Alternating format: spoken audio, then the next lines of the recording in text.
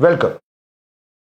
Today we are in conversation with Rishit Singla, All India rank 68 in JEE Advanced 2021 and currently studying in his third year computer sciences at IIT Delhi.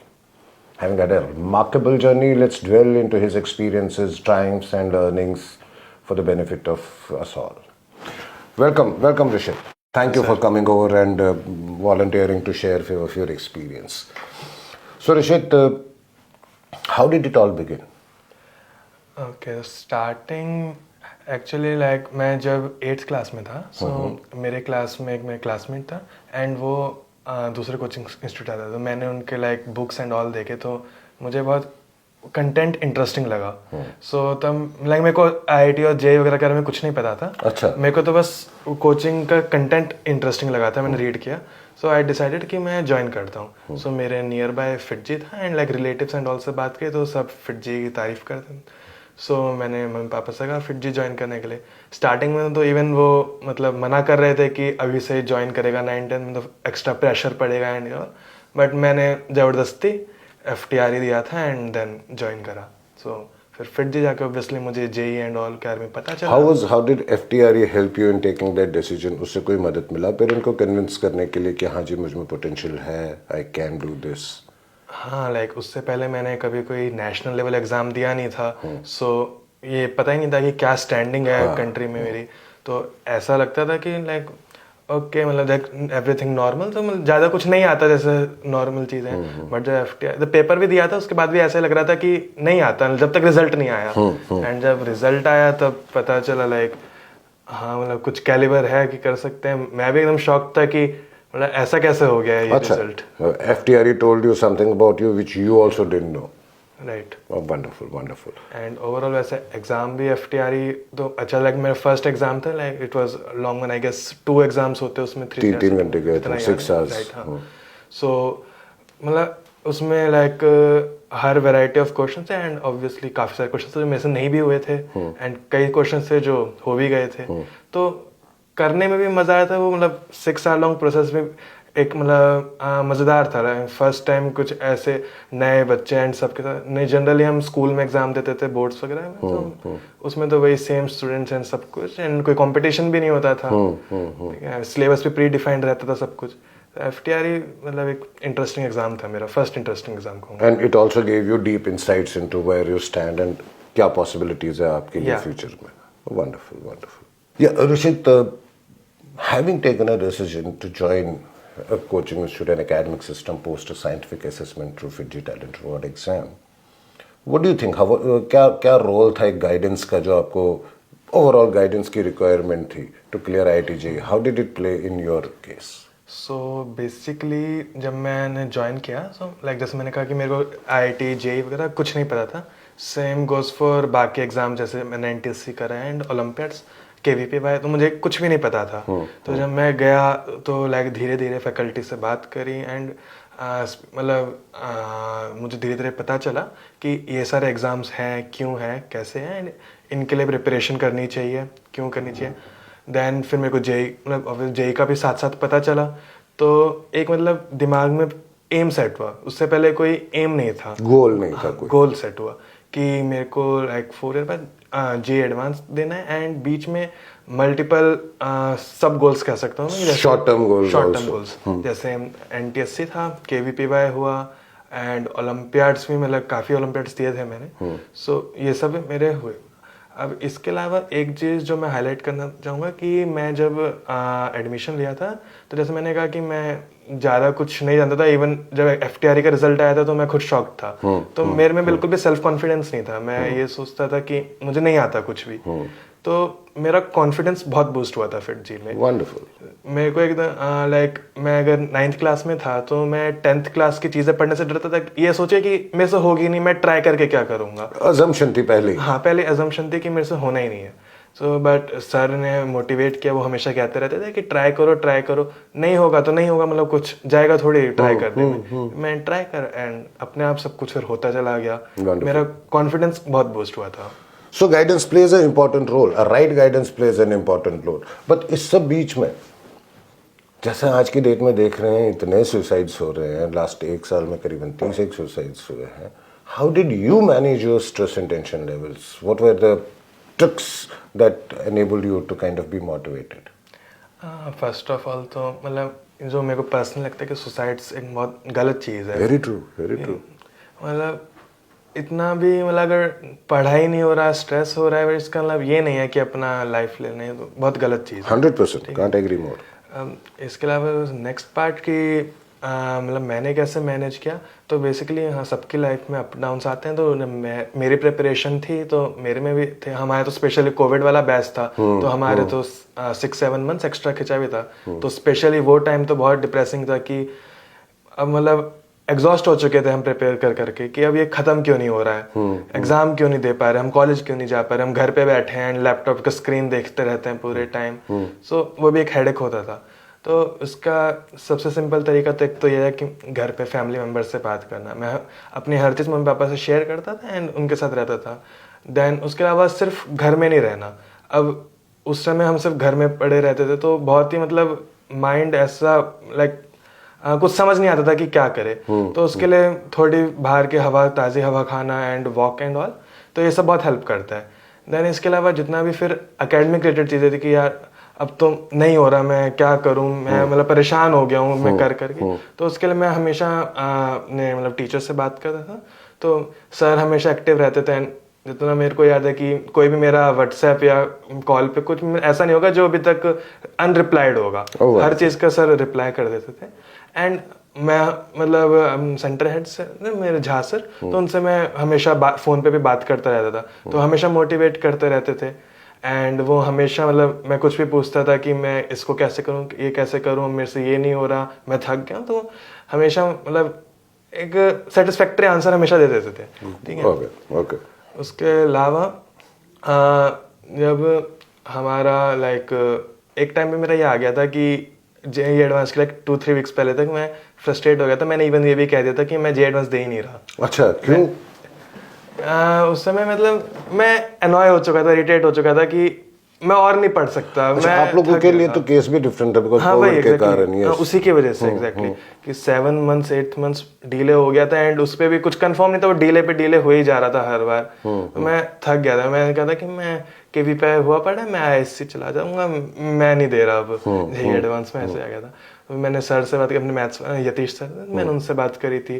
तो फिर उन्होंने मुझे समझाया कि ऐसे नहीं होते, कि अब तुमने इतनी मेहनत करी है, अपनी मेहनत थोड़ी वेस्ट करोगे सब। ट्रू। फिर हाँ, फिर मैं एक हफ्ता धीरे धीरे स्टेबल हुआ एंड फिर मैंने एग्जाम दिया अच्छे से एंड देन मैं यहाँ हूँ। And rest is history as they say, right? Okay. अच्छा, कोविड में you also mention COVID, so would want to talk about that a bit. How did you manage? मतलब ये एक भगवान करे कि किसी को उस सिचुएशन से ना फेस होना पड़े, एक और कोविड ना आए हमारे देश में या पूरे विश्व में, बट आपने कैसे हैंडल किया वो ट्रांजिशन?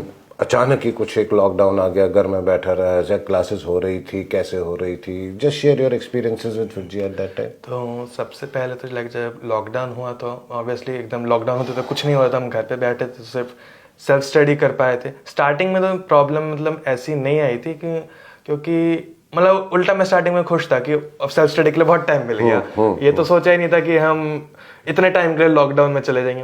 1 मंथ 2 मंथ बैठे रहेंगे, चलो कुछ टाइम तो मिल गया सेल्फ स्टडी, वही सेल्फ स्टडी का टाइम मिल गया extra.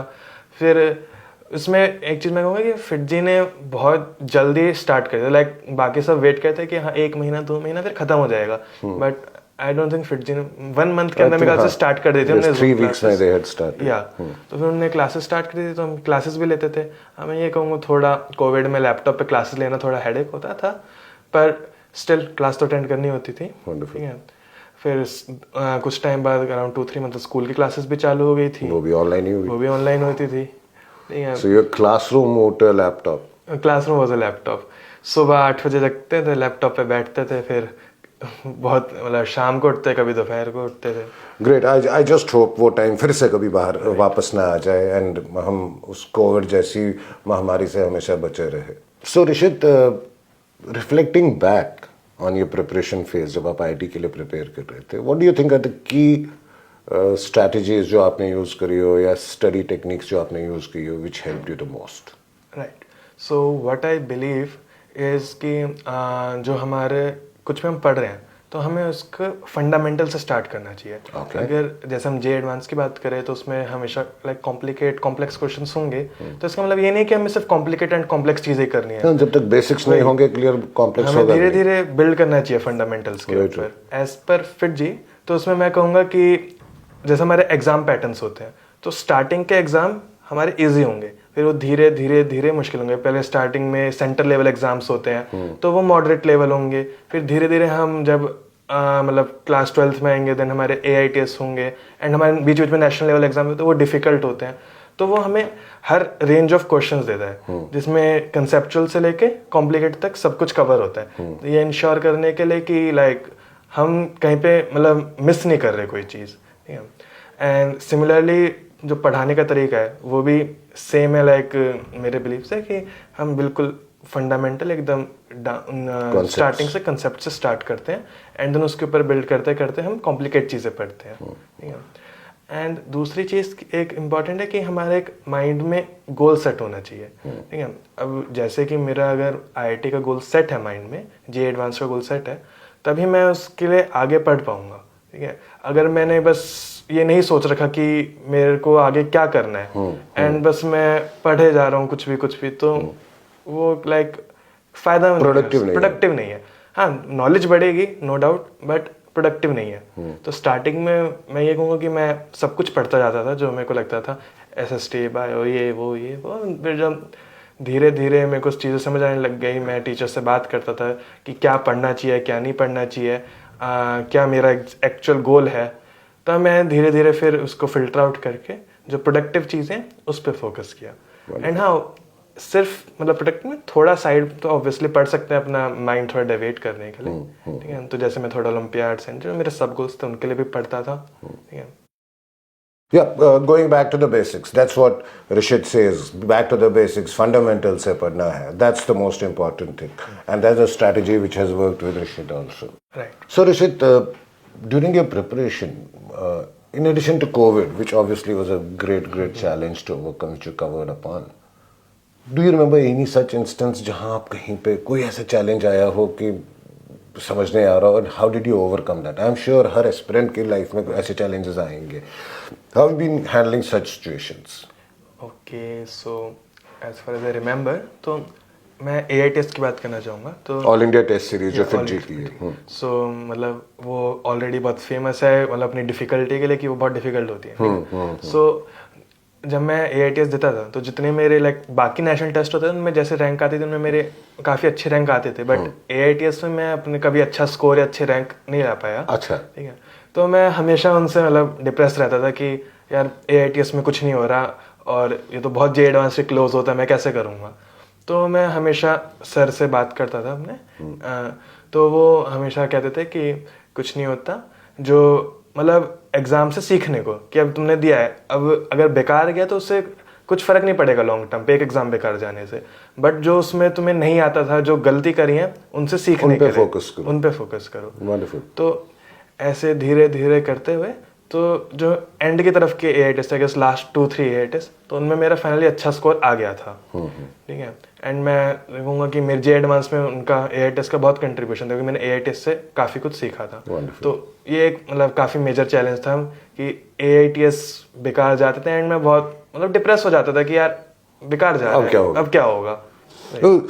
This is a right example of एक एडवर्स सिचुएशन को एक फेवरेबल सिनेरियो में कैसे कन्वर्ट करें. स्कोर नहीं हो रहा था, but with right motivation and you said a very important thing कि एग्जाम का पर्पज सिर्फ स्कोर करना नहीं होता, एग्जाम का पर्पज उससे सीखना होता है. और AITS और ऐसे इंटरमीडिएटरी एग्जाम से सबसे ज़्यादा इंपॉर्टेंट वही है, उनसे सीख के करेक्टिव एक्शन लेना, and that's what you did. Wonderful, wonderful. So Rishit, what do you think was the role, what's the impact your mentors, your teachers had on your success? How do they contribute to your success? What's your feeling around that? Okay. So obviously मेरे parents, siblings, मैं कहूँगा faculty members, मतलब both FIITJEE and school, and not even faculty members, जितना भी staff था, even security guards and मेरे van वाले भैया, तो उन सबका कंट्रीब्यूशन है. That's wonderful. So स्टार्ट करूँ मैं लाइक स्टार्टिंग विद पेरेंट्स. सो हमेशा जब भी कुछ अप डाउन होता था, नहीं समझ आता था, डिप्रेशन होता था, तो पेरेंट्स हमेशा हेल्प करते थे, ठीक है। कोई भी चीज़ होती थी, मैं कहता था मुझे ये बुक चाहिए, मेरे को ये बुक चाहिए, इवन मेरे को फिटजी में एडमिशन चाहिए, स्टार्टिंग में मना कर रहे थे, बट जब मैंने जिद किया तो दे करवा दिया। दिया वही। सो कुछ भी, मेरे को ये एग्ज़ाम देना है, मेरे को यहाँ जाना है, मेरे को वहाँ नहीं, मुझे ऐसे करना है, ठीक है, मेरे पे टाइम नहीं है तो मैं ये फैमिली फंक्शन नहीं अटेंड कर सकता, मेरे को पढ़ना है, तो हमेशा मेरा सपोर्ट किया पेरेंट्स ने। Wonderful, wonderful. देन अगर मैं स्कूल की बात करूँ, देन स्कूल में हमारे लाइक टीचर्स बहुत अच्छे थे एंड हमें पढ़ाते थे। प्लस मैं एक प्लस पॉइंट जो कहूँगा स्कूल का कि हाँ, हमारे से स्कूल के बाद फिटजी क्लासेस होती थी, तो कभी कभी होता था कि घर जाएंगे एंड घर से फिर फिटजी जाएंगे तो लेट हो जाते थे, तो स्कूल हमें फिटजी जाने के लिए बस प्रोवाइड कर देता था। That's wonderful. ठीक है।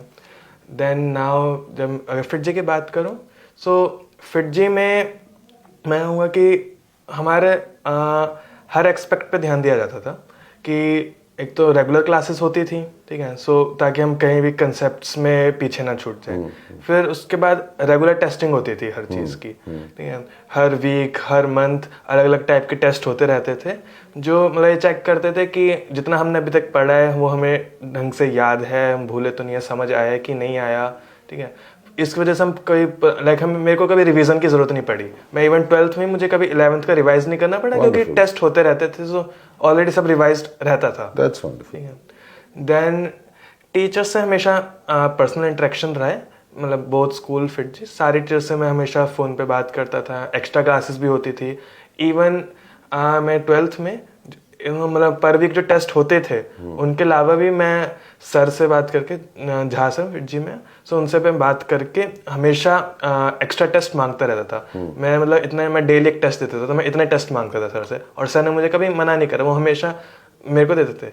इवन जो हमारा सेंटर में सीरीज हुई थी RITS, तो उसमें भी सर हर टेस्ट के बाद फीडबैक लेते थे कि टेस्ट कैसा था, मुश्किल था, आसान था, तुम्हें और मुश्किल चाहिए, कैसा टेस्ट चाहिए, एंड मैं मतलब जैसा रिव्यू देता था उसके अकॉर्डिंग फिर नेक्स्ट टेस्ट बनाते थे sir.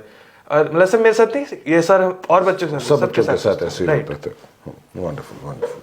So Rishit, another area I want you to touch upon is balancing your academic life with your other aspect of your life is very crucial. आप 24 घंटे पढ़ तो सकते नहीं हो. So how did you manage that with such a rigorous preparation which you need for IITs? So first of all मतलब मैं लगातार नहीं पढ़ता रहता था, कि ऐसा नहीं है कि अगर दिन में 10 घंटा पढ़ना तो 10 घंटा लगातार पढ़ रहा हूँ। लाइक थोड़ी देर पढ़ा, 30 minute, 40 minute, 50 minute, then 10-20 minutes का ब्रेक लेता था। Frequent breaks. ब्रेक उसमें कुछ भी लाइक वॉक करने चला गया, या फिर मैं टीवी देख लिया, मैं हाँ थोड़ा टीवी में ज़्यादा देख लेता था। एंड फ्रेंड सर्कल मेरा बहुत अच्छा था, सो मैं बहुत सारे ग्रुप्स में एक्टिव रहता था, तो कभी भी मतलब कोई ना कोई तो मुझे मिल ही जाता था ऑनलाइन बात करने को, तो कभी किसी से बात कर ली, कॉल पे बात कर ली, ठीक है। एंड ऐसा नहीं है कि हम सिर्फ हर दिन पढ़ते रहते थे, तो प्लान्स भी बनाते थे कि किसी दिन हम कहीं पार्टी करने चले गए एंड मतलब घूमने चले, मूवी देखने चले गए, तो ये सब भी बहुत हेल्प करता है मतलब स्ट्रेस रिलीफ करने में। True. देन इसके अलावा थोड़ा आउटडोर, जैसे मैं लगभग डेली वॉक पे कर लेता था, 1-2 kilometre walk daily, and then मैं लगे टाइम मिलता था तो बैडमिंटन भी खेलता था। Okay. सो थोड़ा आउटडोर भी करते थे। So physical activity is important. And थोड़ा मेडिटेशन एंड एक्सरसाइज भी हेल्प करता That's wonderful. That's wonderful. So healthy balance in terms of mental and physical health is very important. So आपने इतना एक structured, rigorous और जो आप कह रहे हो बड़ी effective training करी JEE preparation के लिए, and finally you went into IITs. Is it helping you in IITs in any which way? Definitely. जैसे मैं अगर फर्स्ट ईयर की बात करूँ, लेकिन मैं 3rd ईयर में हूँ, सो फर्स्ट ईयर में तो even most of the content था जो एकेडमिकली, तो वो मेरा ऑलरेडी पढ़ा हुआ था। अच्छा। सो मुझे उसमें कोई प्रॉब्लम ही नहीं है एकेडमिकली, एंड मैं अपना मोस्ट ऑफ द टाइम अपना मतलब extra curricular and clubs and all में दे पाया। That's wonderful. देन उसके बाद अगर आगे मतलब जब हम 2nd-3rd ईयर में जाते हैं IITs में, तो हमें बहुत कुछ नहीं, मोस्टली हमें खुद पढ़ना होता है। जो प्रोफेसर्स होते हैं वो हमें गाइडेंस देते हैं कि तुम यहाँ से पढ़ सकते हो, तुम ये पढ़ सकते हो, ये नहीं पढ़ना चाहिए, तो इस टाइप का गाइडेंस देते हैं, बट हमें पढ़ना सब कुछ खुद होता है। तो पर्टिकुलरली मैं फिटजी की बात करूँ तो फिटजी में स्पून फीडिंग नहीं होती थी। तो मैंने लाइक अपने IIT में जो वहाँ पे जो मेरे बैचमेट्स हैं, तो बहुत सारे लोगों को स्टार्टिंग में बहुत दिक्कत आती है कॉप अप करने में, क्योंकि उनको आदत है कि जब तक उन्हें कोई एकदम बता नहीं देता एग्जैक्टली कि तुम्हें ये यहाँ से पढ़ना है, ऐसे करना है, ये करना है, तो वो नहीं कर पाते थे। तो ये प्रॉब्लम मुझे कभी फेस नहीं हुई, तो इसलिए हाँ मेरा थोड़ा एक अपर हैंड रहा है स्टार्टिंग में फिटजी की वजह से। वंडरफुल। सो मतलब इट्स नॉट जस्ट दैट कि ट्रेनिंग खत्म हो गई तो everything is over, it's a life long impact that you have. Yeah, definitely. Wonderful. So Rishit, beyond academics IIT में आपका हेल्प हो रहा है, आपने खुद बता लिया जी इस ट्रेनिंग से the kind of advantage you have an upper hand in IITs, but beyond academics how has this training impacted you as a personality? Okay, so FIITJEE ने मतलब ऑब्वियसली लाइक एक लाइफ लॉन्ग टीचिंग्स दी है, बहुत सारे experiences दिए हैं। So start कर रहा हूँ मैं, जैसे कि मैंने स्टार्टिंग में कहा था कि मेरे में कॉन्फिडेंस नहीं था बिल्कुल भी। सो फिटजी से मेरे को बहुत ज़्यादा एक सेल्फ कॉन्फिडेंस आया। इवन मैं ऐसा था लाइक अभी आपसे बात कर रहा हूँ, मैं आपसे बात भी नहीं कर पाता ढंग से, मेरे को कॉन्फिडेंस ही नहीं था। तो ये कॉन्वर्जेशन स्किल्स एंड ऑल, तो ये सब मैं लाइक फिटजी कंट्रीब्यूट करना चाहूँ कि मतलब इनकी वजह से ही हो पाया पॉसिबल। देन उसके अलावा मैं एक मतलब एक मोस्ट इम्पॉर्टेंट चीज़ तो ये कहूँगा कि वैल्यूज़ लाइक सच बोलना। मैं मतलब फिटजी की बात करूँ तो मैंने देखा है कि मतलब एक्सपीरियंस है कि बहुत सारे इंस्टीट्यूट्स मतलब कुछ भी रिजल्ट दे देते हैं, वो किस दूसरे इंस्टीट्यूट्स के बच्चों को अपना मतलब रिजल्ट वगैरह लगा के दे देते हैं, बट ये चीज़ मैंने कभी भी नहीं देखी फिटजी में। मेरे को लगता था स्टार्टिंग में कि सब इंस्टीट्यूट करते हैं ये चीज़ें, बट मैं जब फिटजी में पढ़ा हूँ पर्सनली तो मुझे पता है कि मैंने फिटजी में ये चीज़ कभी नहीं देखी। तो एक चीज़ मैं कहूँगा ट्रुथफुलनेस, ये मैंने ज़रूर सीखा है फिटजी से कि मतलब फिटजी बिना नकली रिजल्ट छापे भी इतना सक्सेसफुल है, तो कोई भी इंसान मतलब सिर्फ सच बोल के सक्सेसफुल हो सकता है। तो ये चीज़ very important, very very powerful statement कि सच बोल के ही सक्सेस हो सकता है, झूठ बोल के सक्सेस पाई हुई सक्सेस टेम्पररी होती है। सो वैल्यू सिस्टम्स, एक एजुकेशनल इंस्टीट्यूशन इंस्पायर कर रहा है स्टूडेंट्स को to have rock solid value systems, what better than that can be there. So Rishit, one last request, it was wonderful getting your answers so far. So what's an advice, क्या मशवरा देते हैं आप future aspirants के लिए जो अब सोच रहे हैं या अभी तैयारी कर रहे हैं? ओके, सो सबसे पहले लाइक ये डिसाइड करना कि क्या चीज़ पसंद है। ठीक है, जैसे मेरे को साइंस पसंद थी, सो मैं साइंस स्ट्रीम की तरफ गया। ठीक है, किसी को अगर अकाउंट्स एंड ये सब चीज़ें पसंद है तो वो कॉमर्स की स्ट्रीम में है। तो इस स्टेप्स पहले डिसाइड करना कि क्या अच्छा लगता है एंड देन उसको परस्यू करना। फिर अगली चीज़ है कि अपना एक कैलिबर जज करना कि हम मतलब कितना पोटेंशियल है हमें। ठीक है, उसके लिए किसी टाइप का असेसमेंट चाहिए होगा। So like you can give FTRE and big bang. तो ये मैंने FTRE दिया था personally and it was very helpful. ठीक है, उसके बाद जब एक बार तुमने अपना लाइक कैलिबर जज कर लिया एंड अपना फिर गोल डिसाइड कर लिया कि मैं क्या कर सकता हूँ एंड मुझे क्या करना है, तो फिर एक तरीका ढूंढना उस गोल तक पहुँचने के लिए। It may be some institution, ठीक है, और मतलब मे बी एनीथिंग।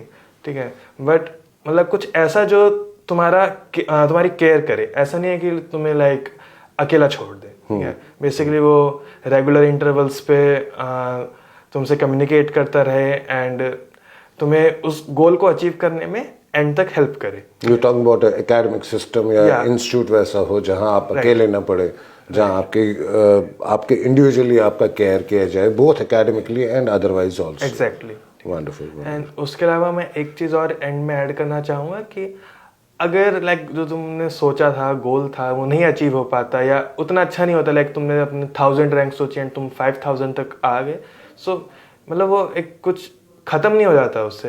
ये तो एक जस्ट नई स्टार्टिंग है।